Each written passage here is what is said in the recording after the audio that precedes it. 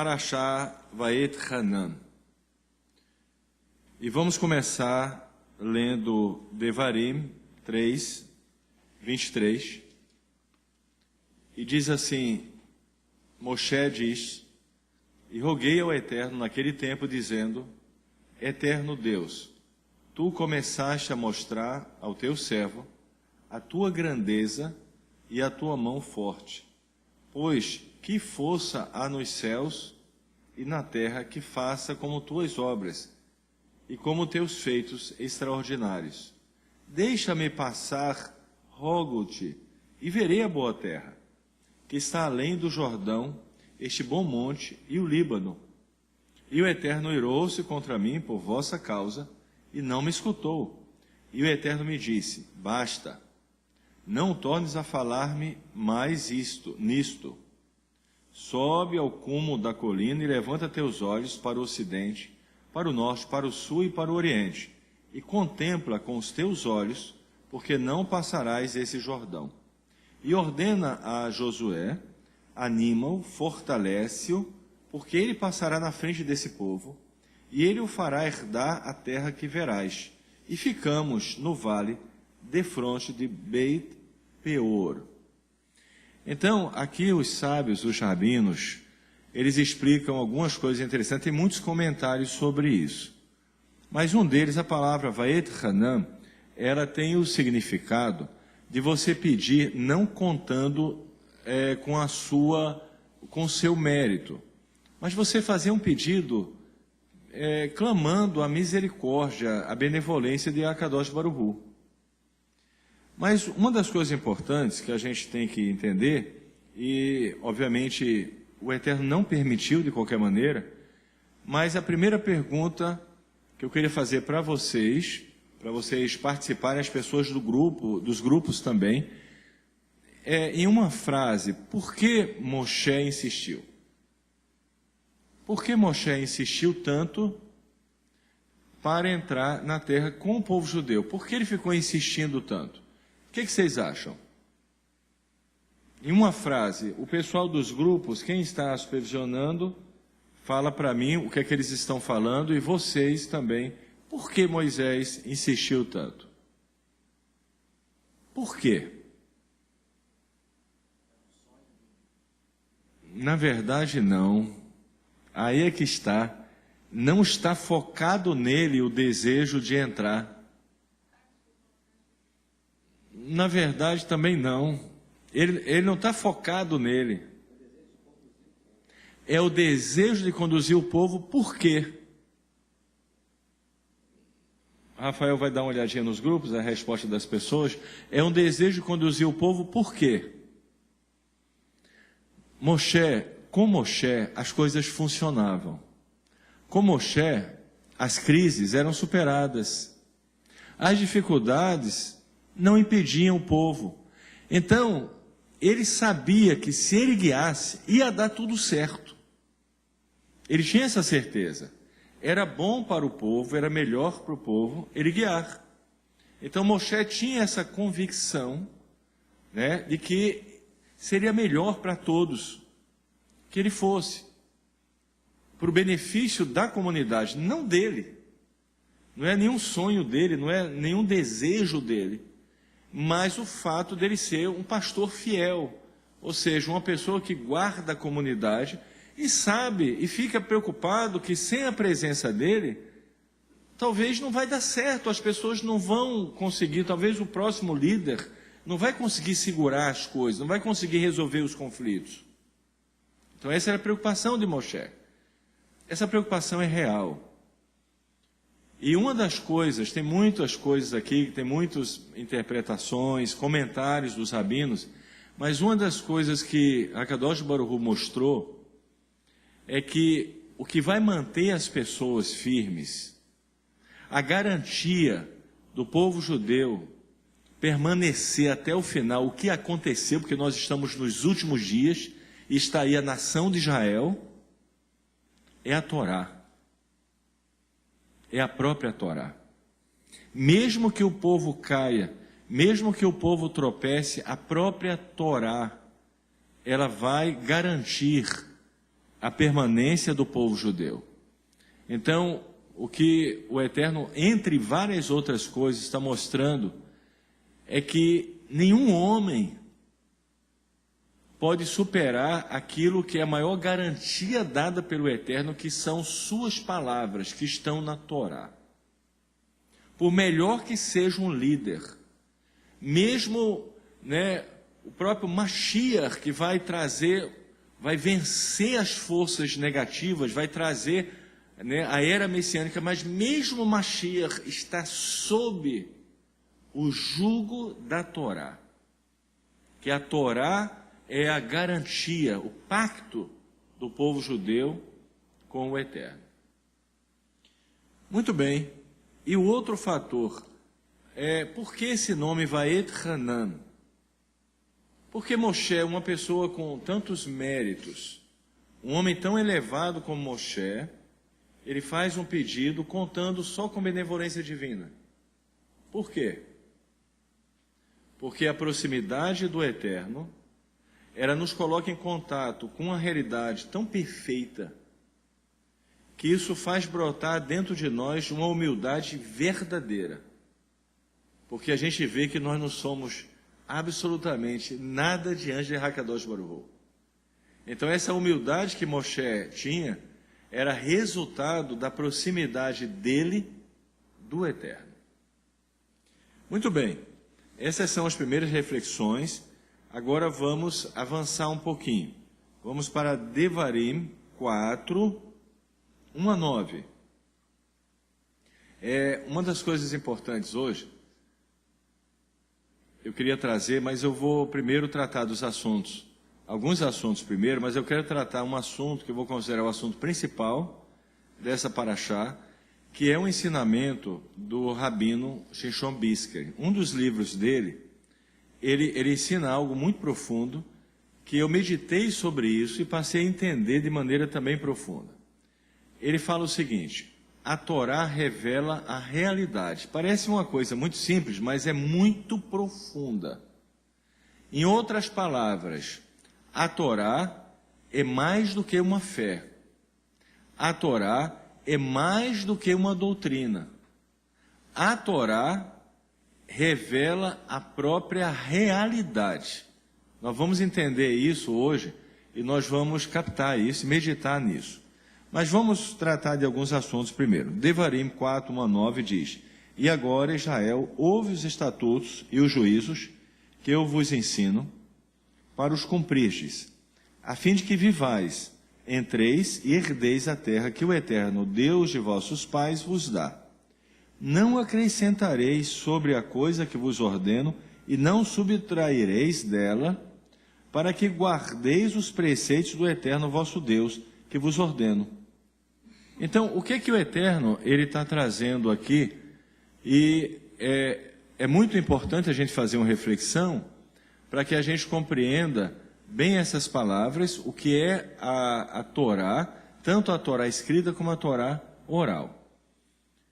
Nós sabemos que durante as gerações, os sábios, os juízes, os rabinos, eles acrescentaram, entre aspas, não acrescentaram nada à Torá, mas eles trouxeram várias regras, que são chamadas mitzvot derabanam, dos rabinos, dos sábios, que têm uma função específica.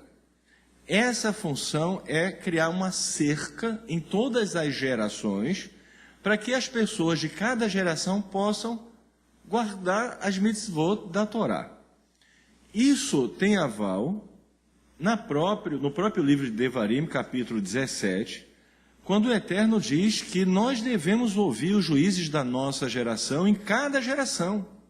E não devemos nos desviar nem para a esquerda nem para a direita, e coloca que aqueles que desprezarem, eles morrerão.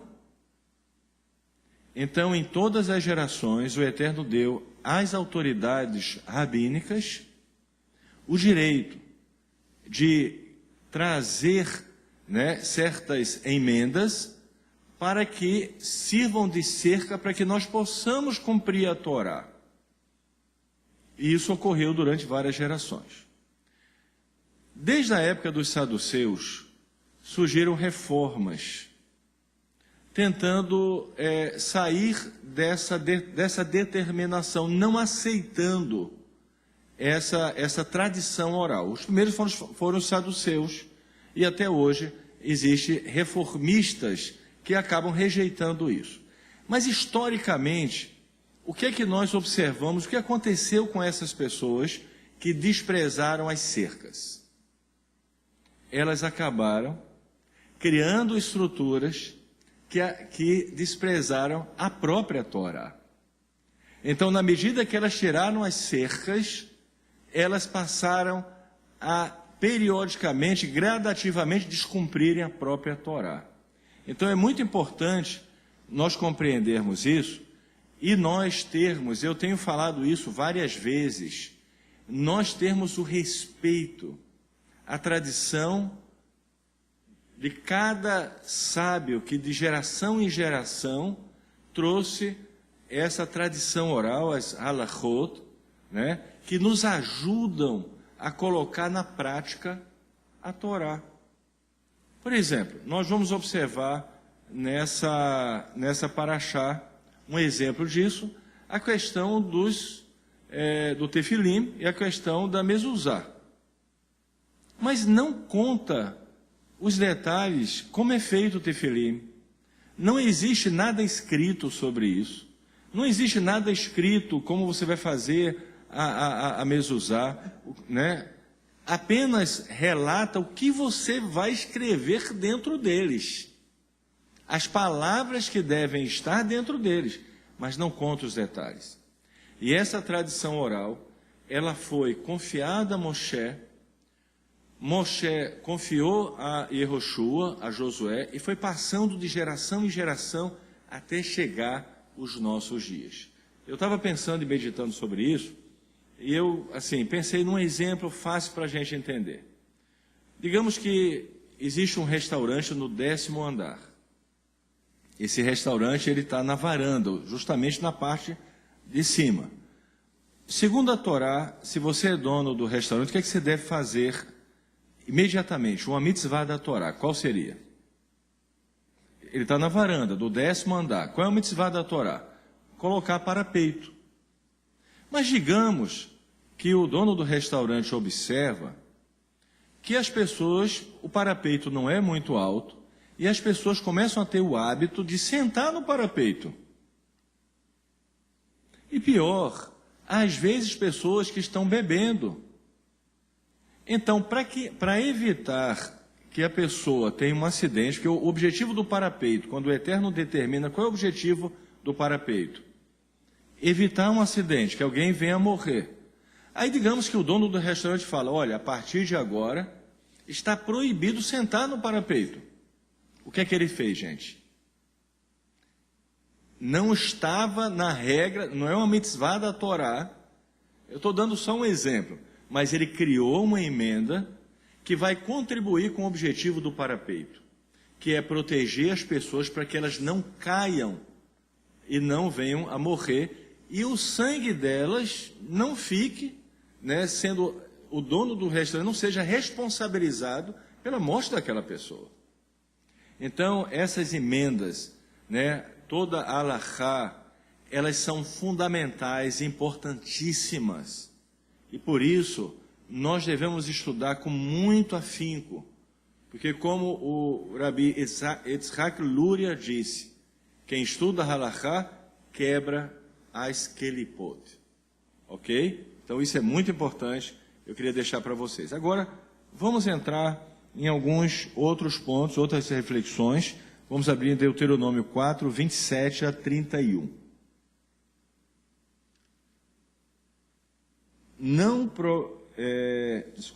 27. E o Eterno vos espalhará entre os povos, e ficareis poucos em número entre as nações, às quais o Eterno vos conduzir. E servireis ali a deuses, obra de mãos de homens, de madeira e de pedra, que não veem, nem ouvem, nem comem, nem cheiram. E buscarás de lá ao Eterno teu Deus, e os encontrarás, contanto que o requeiras de todo o teu coração e de toda a tua alma. Veja bem, essa profecia, né? Moshe é um profeta. Está falando de quem, gente?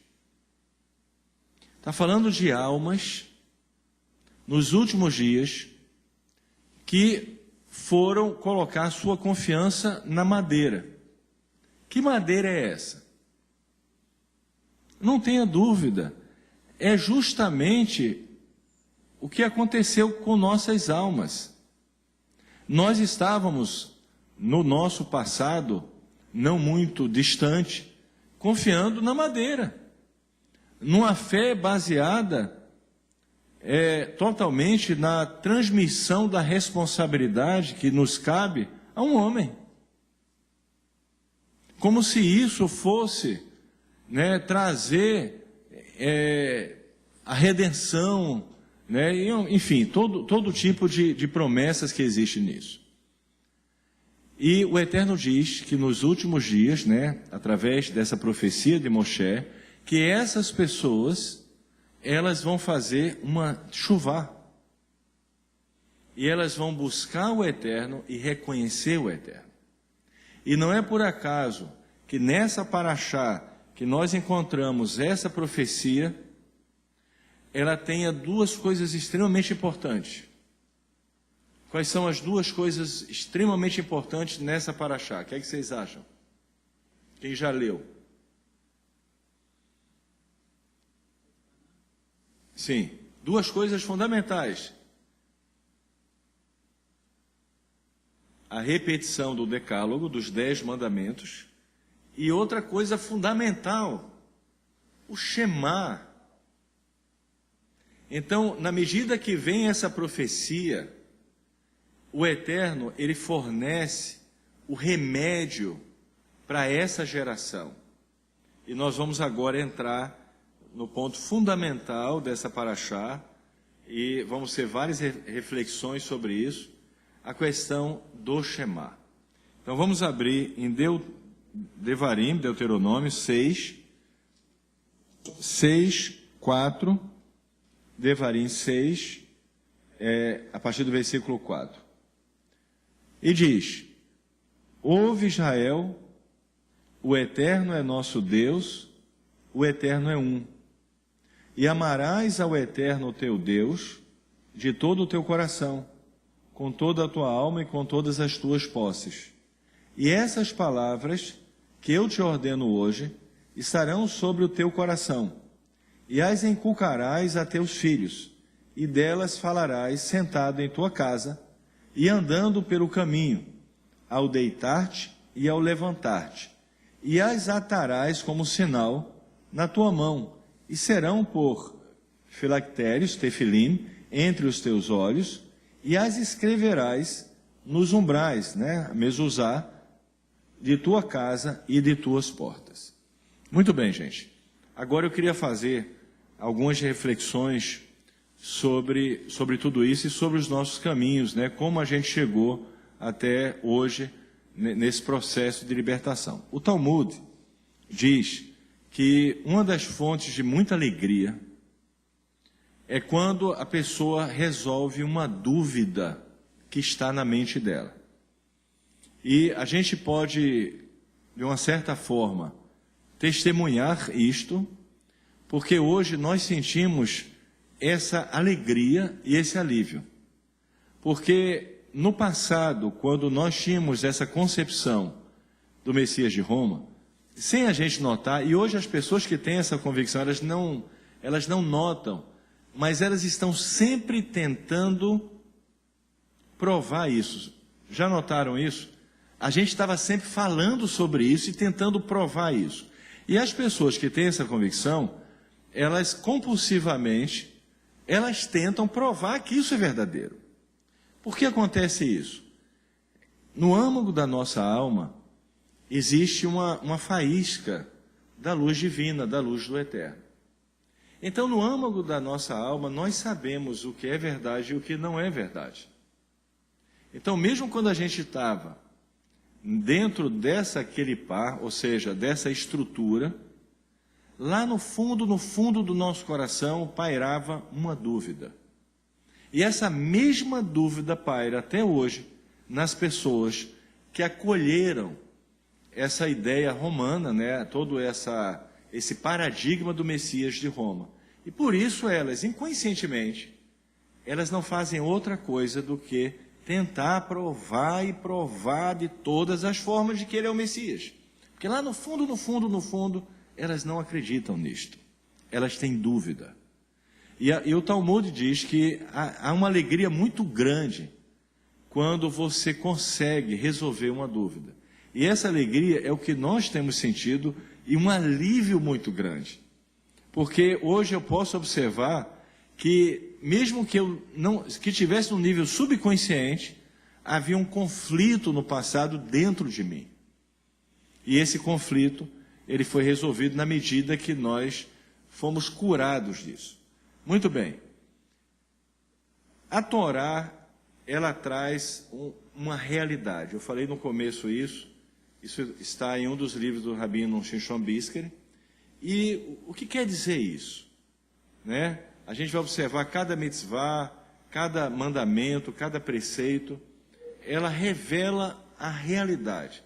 Ora, se você acorda de manhã, e os rabinos explicam, né, que na tradição judaica você teria que lavar as mãos, não é verdade?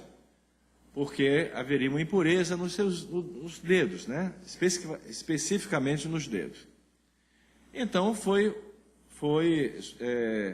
ordenado então que a gente lavasse as mãos para nos livrar dessa impureza, porque nós não deveríamos tocar em nada, nem em nós mesmos, com essa impureza das mãos. Existe um motivo espiritual para isso. Gente, o que é isso? Isso é simplesmente uma regra ou isso é uma manifestação de uma realidade?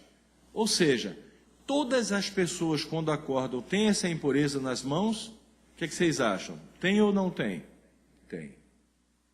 Mas o Eterno revelou ao povo judeu, isso vem de uma tradição oral, que existe uma forma de você se livrar dessa impureza. Agora, por que o Eterno, especificamente, mandou a gente colocar a mezuzá na porta e inculcar essas palavras também no nosso coração? Qual é o motivo disso? O Eterno, toda vez que ele traz a revelação de uma mitzvah, ele está revelando uma realidade. E ele está dando ou um antídoto, ou ele está nos mostrando como a gente viver plenamente aquela realidade. No Zohar diz que na entrada de todas as casas paira um espírito de negatividade. Então, em todas as casas, isso é permitido, na porta, na entrada, não dentro da casa, na entrada da casa, paira um espírito de negatividade. Então, quando você coloca a mezuzá, obviamente, kosher, né, escrita da maneira correta, feita com material correto, essas palavras sendo colocadas da maneira correta, elas têm o poder de anular aquela força negativa na sua entrada e na sua saída. Mas mais do que isso, os sábios explicam que toda vez que nós começamos uma nova etapa na nossa vida, que nós estamos prestes a subir um novo nível, um novo degrau, que nós estamos enfrentando um desafio para evoluir, é permitido que haja a ação das forças negativas nesse processo. A pessoa, por exemplo, né, ela se dá conta de todo esse processo, digamos, né, da chuvada da sua alma, digamos. Ela começa a se aproximar, né, se conectar com o Eterno. Digamos que ela tenha um chamado divino, um propósito divino e um desejo muito grande, digamos, de se converter ao judaísmo. Imediatamente, vai haver a ação dessas forças negativas, porque isso vai trazer sobre ela uma elevação. Mas vamos falar que a pessoa saiu de um aquele ou seja, de uma estrutura religiosa que não é verdadeira, e ela quer ser um benor. Ela também vai enfrentar essas forças negativas. Então, como é que ela vai colocar uma mezuzá dentro dela? Ora, para neutralizar as forças negativas que pairam sobre as portas, a entrada das casas, ou seja, você tem a mezuzá. E quando você entra e quando você sai, aquela mezuzá protege você das forças negativas.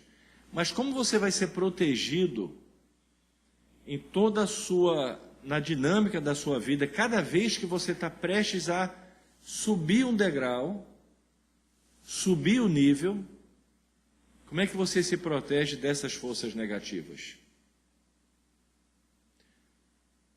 A Torá dá uma solução que a gente leu aqui. Inculcarás essas palavras na sua mente, na sua alma. As mesmas palavras que estão dentro da mezuzá, as mesmas palavras que estão no tefilim, elas também vão estar na nossa mente e no nosso coração. E isso tem o poder de neutralizar as forças negativas. Por isso, o Eterno diz que nós devemos repetir essas palavras. Ao amanhecer, quando nós acordamos, quando a gente antes da gente dormir à noite, que nós devemos estar repetindo essas palavras. Por quê?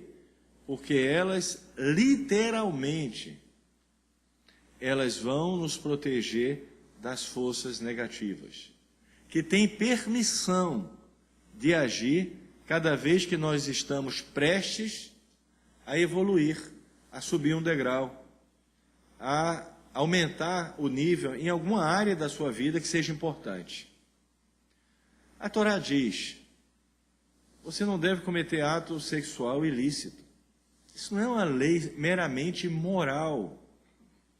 Em algumas nações existem leis que visam proteger as pessoas. Você fala, essa lei é uma lei para proteção também, mas é muito mais do que isso.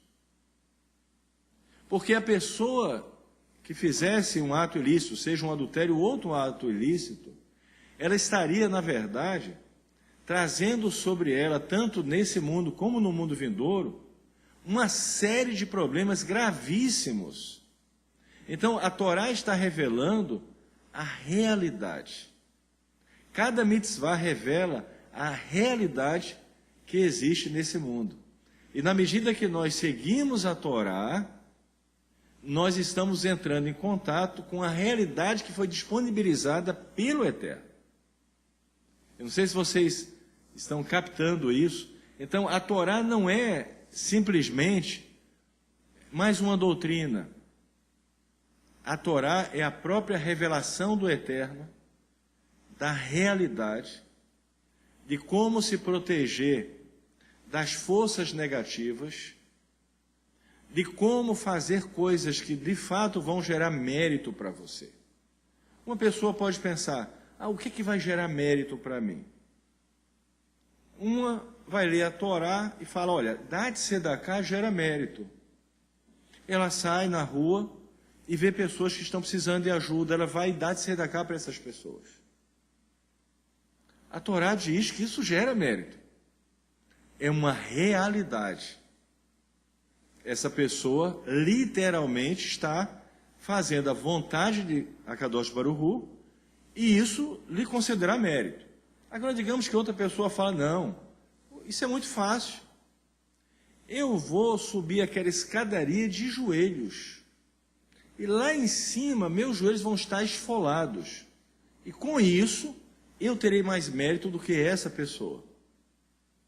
Isso é uma ilusão. Subir uma escada, esfolar os joelhos, não dá mérito. Não é uma realidade. E por isso não está na Torá. Então não adianta eu criar uma realidade que é, na verdade, uma ilusão. Porque isso não vai fazer nenhuma diferença, nem na minha vida, nesse mundo, nem na minha vida no mundo vindouro, nem no julgamento no tribunal que todos nós vamos passar, isso não vai ter nenhum valor. Agora, aquela de tzedakah, que a pessoa deu, sabendo que isso é uma mitzvah, é uma realidade que vai trazer sobre ela mérito, bênçãos nesse mundo e mérito especialmente no mundo vindouro. Então, quando a gente estuda a Torá, ela traz um benefício extremamente importante, porque ela começa a curar a nossa alma das ilusões. Uma das coisas que a gente, se a gente observar, a nossa libertação, ela foi gradativa. Ela não foi uma libertação abrupta, ela foi muito gradativa. Quando chegou o momento final, onde a gente declarou, olha, nós estamos certos de que essa pessoa, esse personagem criado por Roma, ele não é o Messias, foi assim o último passo, mas nós já estávamos caminhando para isso. E o que nos ajudou? O que é servir ao Eterno com amor de todo o coração? Os sábios dizem, são as rezas. Cada dia nós nos dedicamos às rezas, nós nos dedicamos às brachot, nós tiramos um tempo da nossa vida, do nosso dia, para nos relacionarmos da maneira correta com o Eterno. Isso é uma prova de servir de todo o coração. Você não acorda e só pula da cama. Você tem já certas coisas que você deve fazer para servir o Eterno de todo o seu coração. Quando você estuda a Torá e você internaliza essas palavras da Torá, quando você recita o Shema, Shema Israel, Hashem Elokeinu, Hashem Echad, e você começa a internalizar isso diariamente, você está trazendo uma cura extremamente profunda, um remédio contra toda ilusão, contra todo paganismo, contra todo engano, que não vai subsistir na sua mente, na sua alma, porque você está recebendo um bálsamo, um remédio que vai curar você. Isso foi o que aconteceu conosco. Muito bem, gente. Um outro ponto importante, a palavra mezuzot, ela também tem um outro significado. Os sábios, os rabinos, aqueles que estudam a parte mística da Torá, e tem um conhecimento muito grande da língua hebraica, e sabe como trabalhar isso, eles descobriram que se você pegar a palavra mezuzot, e você alterar um pouco a ordem das letras, você chega numa palavra que se chama, uma pequena frase, Zaz Mavet. E Zaz Mavet significa afastar da morte. Então, o simples fato de uma pessoa cumprir uma mitzvah, porque a Kadosh Baruch Hu mandou ela colocar na porta uma mezuzá, além de estar livrando essa pessoa das forças negativas que pairam sobre a entrada, e obviamente sobre a saída, porque estão na porta, isso livra ela da morte. Isso livra ela, da morte, tanto no sentido físico, mas também no sentido espiritual. Muito bem. Um outro ponto fundamental do Shema, é muito importante nós entendermos isso. O Shema, ele nos conecta a uma realidade muito elevada, porque ele nos conecta a uma realidade que está muito acima da nossa mente, que é a unidade e unicidade junta do Eterno. Eu vou depois tocar nesse ponto, falar um pouco sobre o que é essa unidade. Não tem nada a ver com os conceitos que brotaram no cristianismo, a trindade, a unicidade cristã, não tem nada a ver com isso. O pensamento cristão ele é totalmente diferente do pensamento judaico. Não dá para você juntar as duas coisas, são dois tipos de pensamento oposto. Não dá nem para você criar conexões. Então, quando eu falo de unidade e unicidade, estou falando de um conceito judaico, que tem nada a ver com o cristianismo. Tem nada a ver com 3 ou 3 manifestações, nada disso. Tudo isso é o que nós chamamos essa ilusão, essa falta de compreensão da realidade que o Eterno revelou através da Torá. Então vamos lá. O Shema nos conecta a uma realidade muito elevada, que transcende esse mundo, mas ao mesmo tempo é um remédio para a nossa alma, nossa mente, nosso coração, porque ativa um processo de reparação dentro de nós, que afeta não só o nosso interior, mas como nós estamos conectados com toda a realidade externa, isso acaba afetando todo o universo. O Eterno é um. Esse conceito é o conceito que transcende essa realidade, porque é um conceito que nós não conseguimos captar plenamente, mas vamos fazer só uma reflexão sobre o que é essa unidade, o que é essa unidade e ao mesmo tempo unicidade divina. O que significa isso? Significa, num sentido profundo, que só Ele existe. Tudo mais é uma criação dele. Para ser mais claro, é uma realidade disponibilizada pela vontade dele. Tudo que existe. Gente, mesmo dentro de uma quelipá, existe uma centelha, uma faísca da luz divina, senão isso não existiria. Porque só Ele existe, só o Eterno existe. E tudo mais que existe, só existe por uma concessão dele. Logo, Ele está em tudo e em todo lugar. Mas essa pergunta não seria um pouco difícil de responder há 2 anos atrás?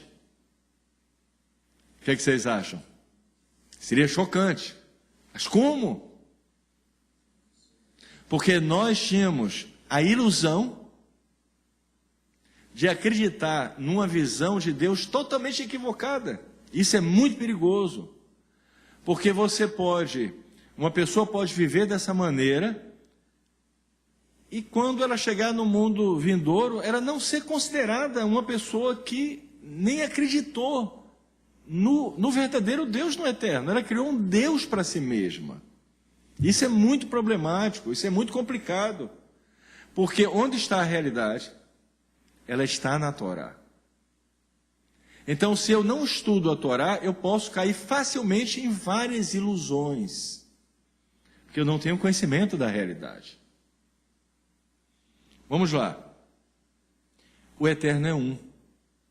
Isso quer dizer que só Ele existe. O Eterno é a verdade. Só Ele é a verdade. Só existe um Deus. Só Ele é Deus. Só existe um Criador. Só Ele criou tudo. Mas existe um ponto fundamental. Ele é indivisível. Não existe 3, 2, 4, 5, nada disso. Isso é ilusão. Ele é indivisível. E mais do que isso, ele é incorpóreo.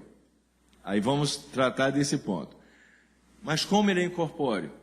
Gente, é simples. Eu tenho aqui um copo d'água. Para que essa água ela possa estar aqui, esse copo, ele é um recipiente. Ele tem que ter um limite. Se ele não tiver um limite, se não tiver essas paredes aqui, ele não pode conter essa água. Quando você está dizendo que o Eterno se manifestou, incorporou no corpo humano, você está dizendo que ele é um recipiente.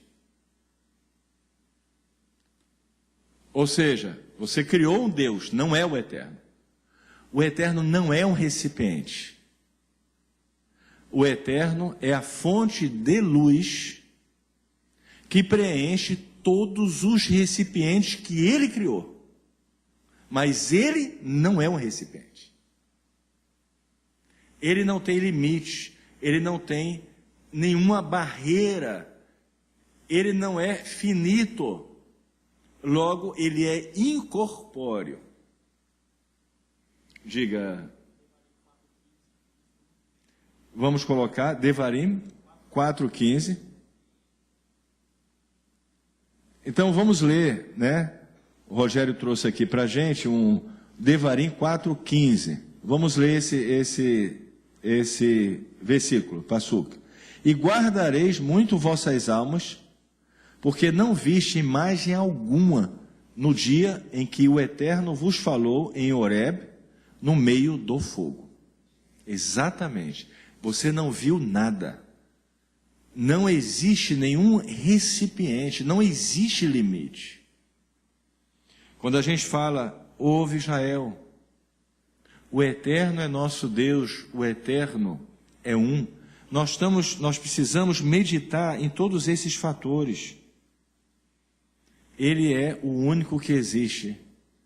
Ele é a fonte da luz que preenche todos os recipientes. Só ele não é um recipiente.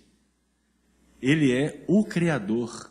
Então, eu falei no começo, como é que nós vamos entender isso? Eu falei para vocês, o Shema, ele faz com que a gente entre em contato com uma realidade muito elevada, que transcende todas as realidades, porque é a única realidade que realmente existe. Todas as outras são disponibilizadas por ele, mas, ao entrarmos em contato com essa realidade que transcende todas as realidades, ela nos afeta. Mesmo que a gente não consiga captá-la plenamente, ela nos afeta, trazendo para a nossa alma uma cura e uma reparação e uma abertura para que nós venhamos a entrar em contato e a ter condições de enxergar e viver a realidade verdadeira que foi disponibilizada para esse mundo. Ok, gente? Então, é muito importante nós meditarmos nisso. É muito importante nós pensarmos nessas coisas, entender a importância do estudo da Torá. É uma mitzvah a gente estudar a Torá diariamente. A gente meditar nas palavras da Torá diariamente.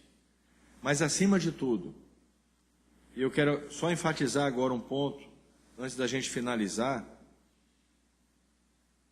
Acima de tudo, sempre que, e é o que nós estamos passando hoje, nós estamos prestes a subir um nível, a avançar por uma porta que foi aberta para nós, a trilhar um caminho mais elevado, a vencer um obstáculo, enfrentar um desafio. Nós temos que lembrar que cada vez que nós recitamos o Shema, nós estamos estabelecendo uma espécie de mezuzá na nossa alma, que vai neutralizar essas forças negativas.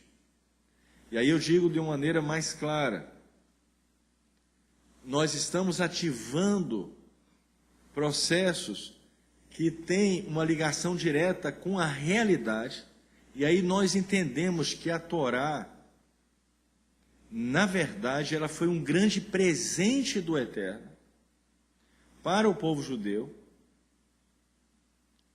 revelando ao povo judeu, as pessoas que se convertem ao judaísmo, as pessoas que querem viver uma fé judaica como Bnei Noach, uma realidade que vai ajudá-las a viver nesse mundo com proteção contra as forças negativas, com instruções de como fazermos as coisas segundo a vontade do Eterno, que nos dará mérito, que nos dará bênçãos nessa vida também, e que nos dará uma configuração que a gente possa ter uma conexão realmente verdadeira com o Eterno, sem intermediários.